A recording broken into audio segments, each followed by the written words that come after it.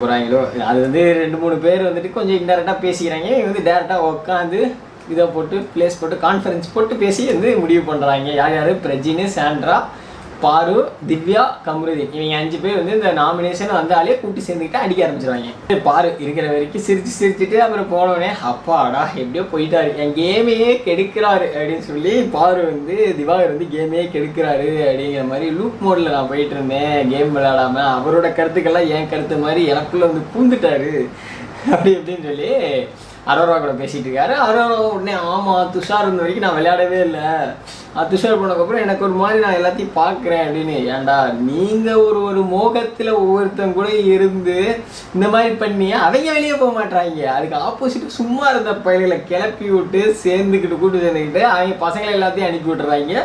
இவங்க மட்டும் உள்ளே உட்காந்துக்கிட்டு இதுக்கப்புறமா தான் எங்கள் கண்ணு 3வது கண்ணே வெளியே தெரியுது, எல்லாத்தையும் நாங்கள் இப்போ தான் பார்க்குறோம்.